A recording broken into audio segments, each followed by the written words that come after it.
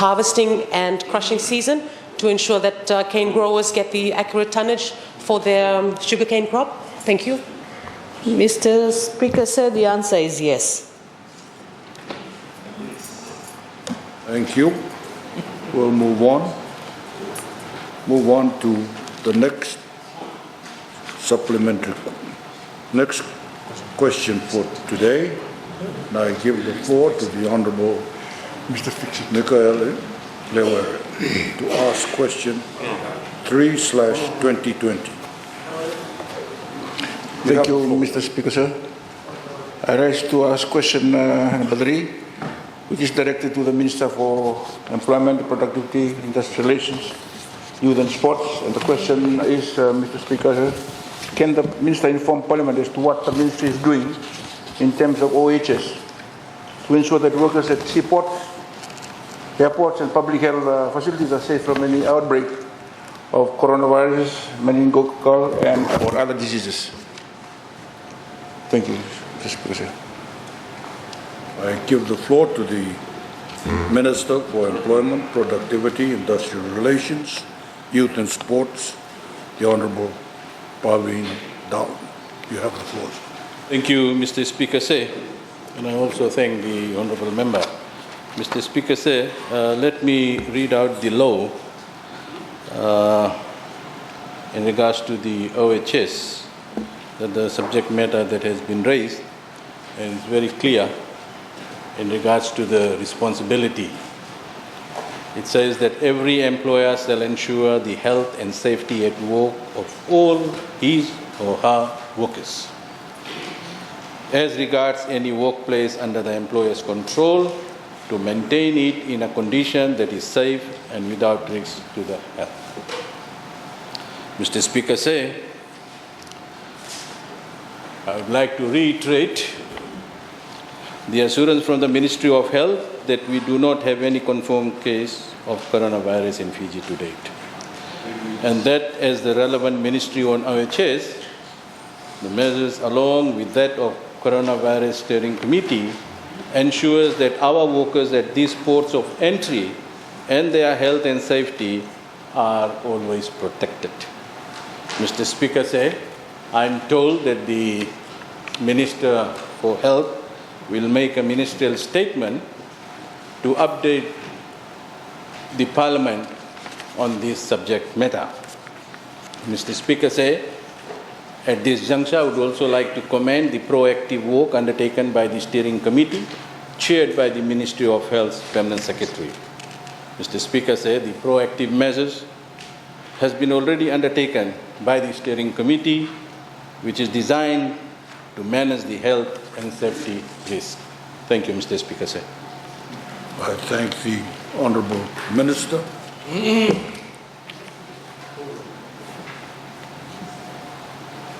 We'll move on to the fourth oral question for today. And I give the floor to the Honourable Joseph Nand to ask question 4/2020. You have the floor, sir. Thank you, Honourable Speaker. I rise to ask question 4/2020 to the Minister of Employment, Productivity, Industrial Relations, Youth and Sports. Can the Minister inform Parliament on the actions taken by the Ministry in reducing the number of non-compliance reported to the Ministry and ensuring that workers' rights are well protected? Thank you, Honourable Speaker. Thank the Honourable Member, and I give the floor to the Minister for Employment, Productivity, Industrial Relations, Youth and Sports, the Honourable Paveen Bala. You have the floor, sir. Thank you, Mr. Speaker, and I also thank the Honourable Member.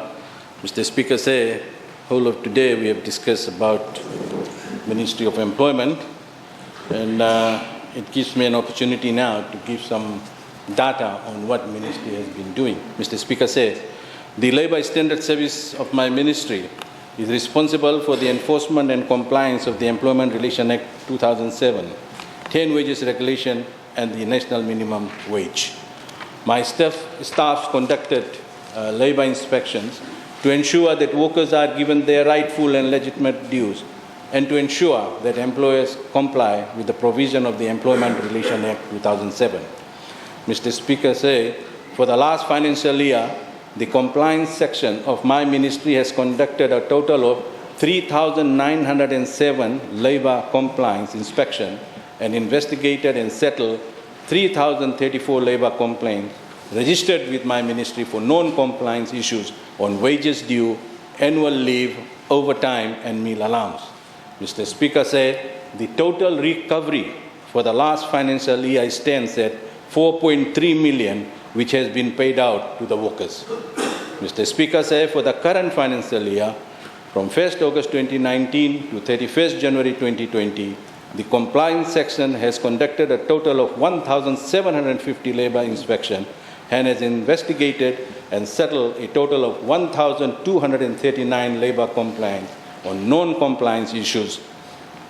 The total recovery for the current financial year stands at 856,529.89 cents, and payments have been made to all those workers, Mr. Speaker said. The compliance section of my ministry has charged 38 companies in this current financial year for non-compliance issue, and the matters are before the Employment Relations Tribunal. Mr. Speaker said the compliance section of my ministry, as part of the awareness and proactive approach in fostering good faith and harmonious employment relations with workers and employers, has conducted 2,989 on-site and face-to-face awareness on Employment Relations Act 2007, together with the relevant wages regulation in the current financial year. Mr. Speaker said employers and workers have been advised on the annual leave, sick leave, and family care leave. Mr. Speaker said we have also advised them on the hours of work and payment of overtime and meal allowance for the workers. Thank you, Mr. Speaker. I thank the Honourable Minister. There have been no supplementary questions. We move on to the fifth oral question for today, and I give the floor to the Honourable Leader of the Opposition, the Honourable Sitiveni Rambuka, to ask question 5/2020. You have the floor, sir. Thank you, Honourable Speaker, sir. I rise to ask question 5/2020, standing under my name in today's order paper. Can the Minister provide an update on the progress made thus far in the sale of government assets as stipulated in the 2019-2020 budget, which indicates that 80 million of revenue would be raised from such sales? I thank the Honourable Leader of the Opposition, and I give the floor to the Attorney General and Minister for Economy, Civil Service and Communications, the Honourable Aya Syed Qayyum. You have the floor, sir. Thank you, Mr. Speaker, sir. I'd like to thank the Honourable Leader of Opposition for the question. I'd like to confirm that $80 million actually has been raised. Thank you. Honourable Leader of the Opposition. I have a supplementary question. Does the government have an inventory of sellable assets, and whether local investors should be positively encouraged to buy, even incentivized, to buy these assets in a deliberate effort to keep Fiji and Fijian assets and Fijian owned and using Fijian workers? Thank you.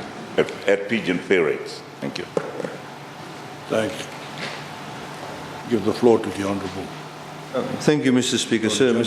Thank you, Mr. Speaker, sir. Mr. Speaker, sir, when we divest these our interests or shares in many of these entities, Mr. Speaker, sir, we actually look for, obviously, strategic partners. We go through a very transparent process. In this particular instance, as the Honourable Leader of Opposition would see that on page 322, the $80 million talks about the divestment of shares in Energy Fiji Limited. And we've been through a fairly long and arduous process through that to ensure that we get the best people to put in expressions of interest and indeed go through the tender process. ANZ was used as the investment advisors who actually seek out and also are able to deal with the transaction at arm's length. Mr. Speaker, sir, in this particular instance, we had, for example, companies like Fijian Holdings and various other companies had put in expressions of interest. In the end, 44% of the shares were up for divestment in EFL, 51% to be maintained by the Fijian government, or retained by the Fijian government, I should say. 5%, as the members of this parliament would know, we had decided as a policy measure to give as shares ex gratia, in other words free, to all domestic account holders in Fiji. So every single person in Fiji that has a Energy Fiji Limited domestic account has become a shareholder as long as you fill out the forms. In that also, Mr. Speaker, sir, any Fijian household that earns less than $30,000 a year was entitled to 250 shares. Domestic households that earned more than $30,000 a year got 150 shares. So in other words, ordinary Fijians now have become shareholders in EFL. What a good way to ensure that we all become shareholders within a company. In respect of the balance of the 44%, the 20% we received a bid from FNPF that was acceptable to us, and the 20% was of course divested. The balance of the 24%, Mr. Speaker, sir, is up in the market, and again, local companies and others can of course apply from that. Thank you. I thank the Honourable Minister for Economy, and we'll move on to the next oral question for today, and I give the floor to the Honourable Sanjay Kirpal to ask question 6/2020. You have the floor, sir. Thank you, Honourable Speaker, sir. Honourable Speaker, sir, I rise to ask question number 6 of 2020 to the Minister for Agriculture, Rural and Maritime Development, Waterways and Environment. Can the Honourable Minister provide a brief update on what are the response plans for the Ministry in mitigating the risk posed to the livestock industry relating to climate change? I thank the Honourable Member, and I give the floor to the Minister for Agriculture, Rural and Maritime Development, Waterways and Environment, the Honourable Dr. Mahendra Reddy. You have the floor. Mr. Speaker, I want to thank the Honourable Member for asking this question. Climate change is indeed having an impact on the livestock sector via extreme weather conditions and as well as natural disasters. Mr. Speaker, the impact is on increased incidence of pests and diseases, poor quality of pasture as well as shortage of pasture, low availability of supplementary feed, and also its impact on availability of drinking water for animals. Mr. Speaker, our response to responding to the climate change, the Agriculture Ministry has invested in the following areas to mitigate against climate change challenges. One is genetic conservation, the use of resilient breeds for breed improvement, introduction of heat-tolerant breed through importing these specialized breeds from outside Fiji, pasture development program, use of drought and heat-tolerant water plant for livestock nutrition, development of water sources for large farms, and extension improvement of livestock disease control programs. So, Mr. Speaker, animal genetic diversity is critical for food security and rural development. It allows farmers to select stocks and develop new breeds in response to changing conditions, including climate change, new resurgent disease threats, and new knowledge of human and animal nutritional requirements. The effects will be more pronounced in developing countries, and therefore we need to get our game up and get ready to deal with these challenges. Conserving indigenous animal genetic resources for future food security needs is an adaptation because they have adapted to local conditions and survive better in times of drought and disaster than exotic breeds. The local breeds are important for providing a broad genetic pool to draw upon as we improve traits and characteristics under changing conditions. The Ministry is committed to its genetic conservation program. We have been undertaking a cross between, let's say in pigs, the local wild boar and the imported pig. We're also undertaking crosses between local poultry, free-range poultry, which is more feed efficient and tolerant to local conditions, with the imported ones, which is high in yield. We are undertaking also a similar kind of breeding program with the dairy and beef cattle. We are developing stocks of drought-tolerant, high-yielding pasture. I must say that we have established close to this pasture 900 medium to large-scale livestock farms. So they have their own source of this drought-tolerant, high-yielding, high-protein pasture, which can also be kept for 3 months as silage, so to deal with any drought which could go for 3-month period. We have also undertaken work to develop water sources through two sources. One is we are targeting that by end of this year, we want all medium to large livestock farms to have their own independent water source. As well as through Ministry of Waterways and Environment, we're developing rainwater harvesting ponds in these areas where non-drought period, these ponds will be able to retain water and also recharge groundwater. And when this groundwater is recharged, then during drought period, the groundwater can be extracted via borehole.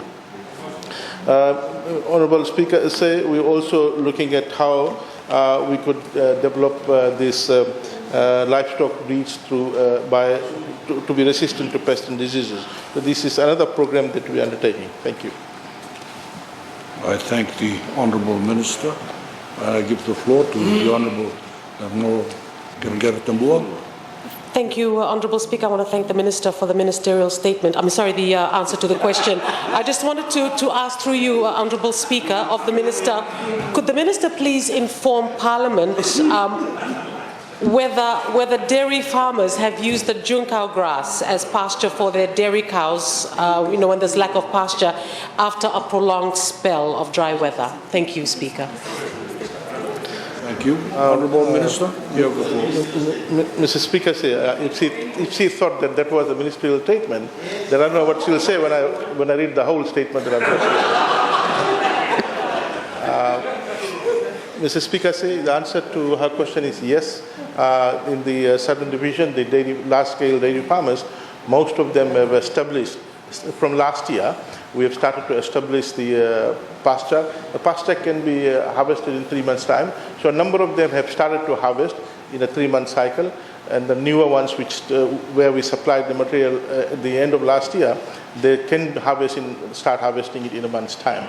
But in the Western Division, there are not only dairy but beef cattle farms. For example, for the first time ever, Yangara has 25 acres of this high-yielding, drought-tolerant, high-protein pasture, which now they don't have to worry about how they'll handle the pasture situation during prolonged drought. Thank you.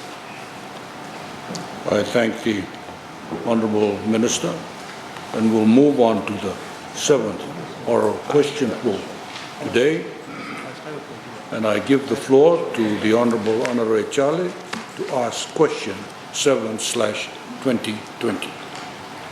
You have the floor, sir. Thank you, Honourable Speaker, sir. Can the Minister for Defence, National Security and Foreign Affairs update Parliament on the current dispute over the ownership of maneuver reefs and the progress made to resolve this dispute? Thank you. Thank the Honourable Member, and I give the floor to the Minister for Defence, National Security and Foreign Affairs, the Honourable Inia Qereqeretabua. You have the floor. Thank you, Mr. Speaker. Sir, I thank the Honourable Member for the question, and I acknowledge the importance of this question to him personally as a son of Orelau. In light of the previous announcements between Fiji and Tonga on the issue of ownership of maneuver reefs. Mr. Speaker, sir, the UNCLOS of 1982, the United Nations Conventions on the Law of the Sea, provides the fundamental legal principles for coastal states to define and claim maritime boundaries, including the external continental shelf, and to enjoy the rights to manage the resources within. their jurisdiction.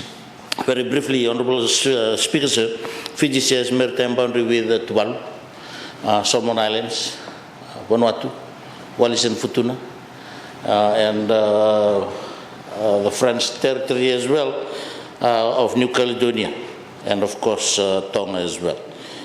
Very briefly, Mr. Speaker, sir, we have agreed with the boundary with Tuvalu, of course Wallis and Futuna as well. We are almost completing the one with the Solomon Islands, and hopefully the final rounds of negotiations will be over soon, and we are aiming for August this year to have that signed. I mentioned about New Caledonia, Honourable Speaker, sir. We have also agreed with New Caledonia, but there's a new development to that. Vanuatu, particularly over the ownership of Matthew and Hunter Islands, is asking us if we can withdraw our agreement that we have already made with New Caledonia. But that is an issue that they need to sort out amongst themselves, and because we are free from that. But Vanuatu seems to be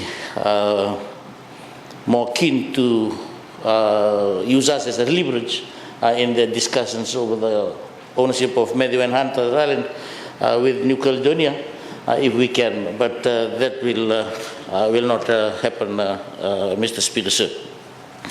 Let me come to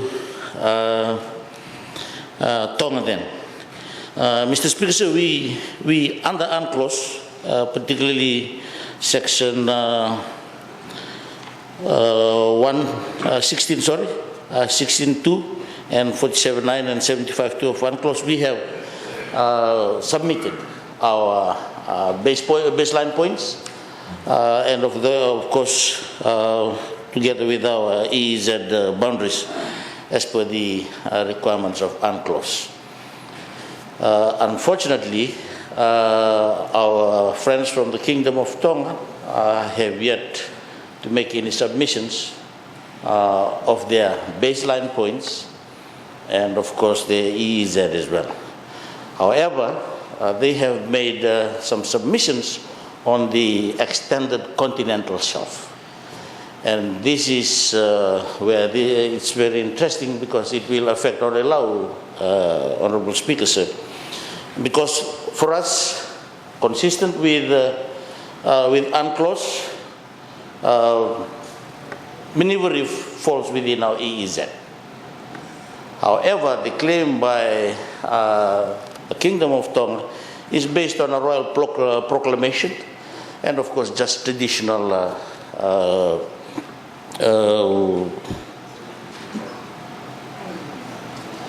elements, I would say. That royal proclamation made in 1972 was just to simply, because there was a group that established itself on Maneuver Reef and wanted to set up a government. But unfortunately, when it comes to UNCLOS, because the Tongans, Honourable Speaker, sir, are saying that Maneuver Reef is an island, but we are saying that it is a submerged reef. The definition of an island under section 121 of UNCLOS, if I may read it, Honourable Speaker, sir, an island is a naturally formed area of land surrounded by water, which is above water at high tide.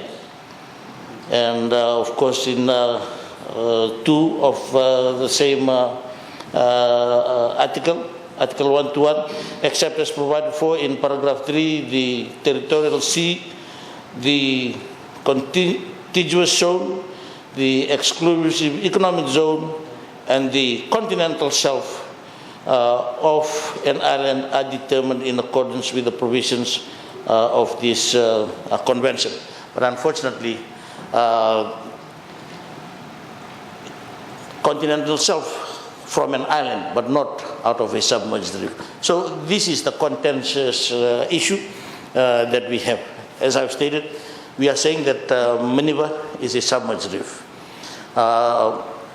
if the claim by Tonga that it is an island, then that will mean, based on what they have submitted to UNCLOS concerning the continental shelf, then the EEZ will actually be taken from Maneuver Reef as a baseline point. So therefore, Onelau will be in Tongan territory. Yes, because it's definitely in EEZ. So that's the where Tonga is coming from.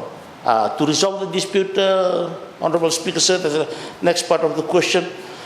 Last week I had a good meeting with Lord Mafu in Nandi when we had the Defence Ministers meeting, and we discussed on Miniba and if we can move forward on it, because we've already made a commitment in 2017 during the World Oceans Conference that hopefully by 2005 we should be able to finish all these outstanding issues on maritime boundaries. And it's also very, very critical at this stage also, Mr. Speaker, if I may say, and I had a meeting also with the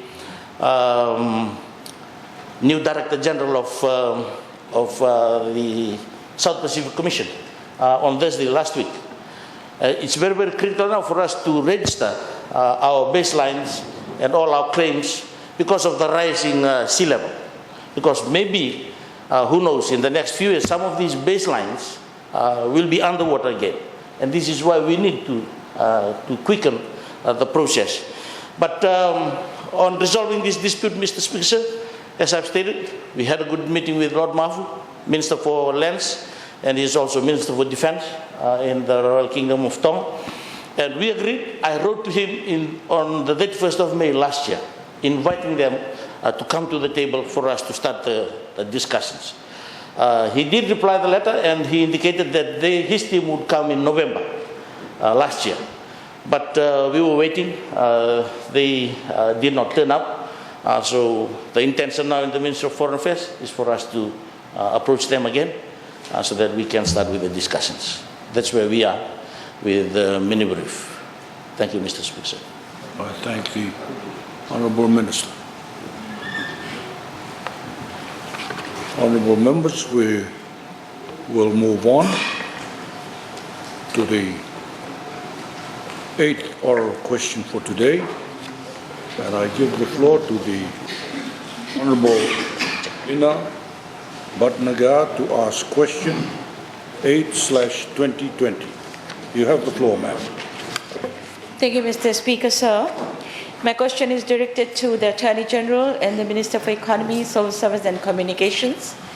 Can the Honourable Minister provide an update on the number of applications processed by the Births, Deaths and Marriages Office for the Parenthood Assistance Payment Scheme and the impact on civil registration? Thank you. I thank the Honourable Deputy Speaker, and I give the floor to the Attorney General and Minister for Economy, Civil Service and Communications, the Honourable Ayaz Sayed Qayyum. You have the floor, sir. Thank you, Mr. Speaker, sir. Mr. Speaker, sir, before I give the statistics, I'd like to just highlight that birth registration or civil birth registration is in fact considered to be a fundamental human right under Article 24 of the International Covenant on Civil and Political Rights and Article 7 of the UN Convention on the Rights of the Child. Fulfillment of the right to be registered at birth is closely linked to the realization of the many other fundamental rights such as socioeconomic rights, the right to health, education, the right to movement, and of course the right to participate in civic processes, amongst others. Mr. Speaker, sir, as part of the Sustainable Development Agenda 2 under 2030 under the title of To Leave No One Behind, again under Target 16.9, the 2030 Agenda calls on states to provide a legal identity for all, including through birth registration, Mr. Speaker, sir. Mr. Speaker, sir, it also calls Target 17 that by 2030, all countries should achieve 100% birth registration and at least 80% death registration by 2030. Mr. Speaker, sir, in Fiji, as we know that we launched the PAP, or the Parent Assistance Program, in which fundamentally the mother of the child is entitled to $1,000 upon the birth of a child if the mother earns less than $30,000 a year. And the options that she has of registration is that she can register electronically. If she registers electronically, in other words through a phone, puts in the application, there's no fee for the registration, there's no actual fee for the birth certificate itself once she's physically given the birth certificate. Mr. Speaker, sir, the $1,000 assistance is broken down by way of once the registration takes place, the mother has the ability to nominate the bank in which she wants the $1,000 deposited. And then, of course, armed with that, once the registration takes place, she goes to the bank and $1,000 is actually put into the bank account. She can immediately withdraw $500 for the rearing of the child. The balance of the $500, Mr. Speaker, sir, is then something that can be withdrawn, or that amount can be withdrawn when the child goes to year 1 or school, primary school. The idea, Mr. Speaker, sir, is of course to inculcate or institute a culture of financial literacy and of course a culture of savings. The child, of course, is also given a TIN number, so they actually get within the system itself. And of course, they have the bank account under the child's name, which the mother actually operates, Mr. Speaker, sir. Since its inception, Mr. Speaker, sir, we have processed 20,427 applications as of 31 January 2020, which means we've dispersed funds to the tune of $20.427 million to these parents. What is really interesting, Mr. Speaker, sir, is that the statistics, we of course have been monitoring the registrations. If you register your child within 2 months of the child being born, it's considered to be what you call in-time registration. If you register the child after the 2 months, it's late registration, whereas fees are actually applicable. Interestingly enough, in 2016, when the Ministry of Health, through its system, had 19,180 births, only 19.9% of the children were registered within 2 months of the child being born. In 2017, out of the 19,646 children born, only 20.1% were registered within the 2 months. We started PAP, Mr. Speaker, sir, in late 2018, and we had 19,736 births, and 33.4% were registered within the first 2 months. In 2019, Mr. Speaker, sir, with the birth figures of 17,913, 80% of the children were registered within the first 2 months of the child being born. So obviously the PAP has provided to be an incentive for the parents to register the child. But more importantly also, the feedback we received, Mr. Speaker, sir, is that the ability for the mother to be able to sit in a hospital bed and to be able to send the application through the app that's there has proven to be actually very useful. And it becomes a one-stop shop. They don't have to go running around, etc. And they just go once, they get the registration done, they get the birth certificate. If they do it through the phone, it's completely free, and they get the account opened within with the bank itself, Mr. Speaker, sir. Mr. Speaker, sir, the other important thing is that with now the BDM offices open in every urban center, including in places like Qereqeretabua, Kayasi, Levuka, and Nambowalu, people actually don't have to go to long distances. Before, only a few years ago in Fiji, the BDM offices were only in Lambasa, Lautoka, and Suva. Today, it's in every urban center, including these places that I mentioned, Qereqeretabua, Kayasi, Levuka, and Nambowalu. And of course, we intend to extend the services of BDM. But as far as the PAP is concerned, Mr. Speaker, sir, you see a significant increase in the registration of children, which is a fantastic thing. And of course, Mr. Speaker, sir, we're able to have a wonderful impact on the lives of these mothers who've just given birth to these children, and of course the children themselves, and at the same time create a culture of savings. Thank you, Mr. Speaker, sir. I thank the Attorney General and Minister for Economy. We will move on to the first written question for today, and I call on the Honourable Pedeli Hosanimbola to ask his written question 9/2020. You have the floor. Thank you, Honourable Speaker, sir. Can the Minister for Forestry inform Parliament on the quantum of standing stock of pine trees? How much of this stock will be harvested over the next 5 years? And replanting efforts to ensure sustainability of the pine industry. I now call on the Minister for Forestry, the Honourable Hosea Mangam. You have the floor, sir. Thank you, Honourable Speaker. I will table my response at a later sitting date as permitted under Standing Order 45.3. I thank the Honourable Minister. We will move on to the second written question, and I call on the Honourable Aseri Randrondo to ask his written question 10/2020. You have the floor, sir. Thank you, Mr. Speaker, sir. I rise to ask written questions 10 of 2020 to the Minister for Infrastructure. Can the Minister provide to Parliament the total number of households according to divisions who have treated piped water provisions and untreated piped water provisions? Thank you. Honourable members, I call on the Minister for Infrastructure, Transport, Disaster Management and Meteorological Services, the Honourable Chone Usumati. You have the floor, sir. Mr. Speaker, sir, I will table my response at a later date. Sitting date is permitted under Standing Order 45.3. Thank you. For the third written question, I give the floor to the Honourable Rote Mumukepa to ask a written question 11/2020. You have the floor, ma'am. Thank you, Honourable Speaker. My question is the written question to the Attorney General and Minister for Economy, Civil Service and Communications. Can the Minister inform Parliament of the list of schools damaged by TC Winston, the status of rehabilitation and the associated costs? Thank you, Honourable Speaker. I thank the Honourable Member, and I call on the Attorney General and Minister for Economy, Civil Service and Communications, the Honourable Ayaz Syed Kayam. You have the floor, sir. Thank you, Mr. Speaker, sir. Mr. Speaker, sir, I'll provide a written answer to the question as provided for under the standing orders. Thank you. Thank you. I thank all honourable members.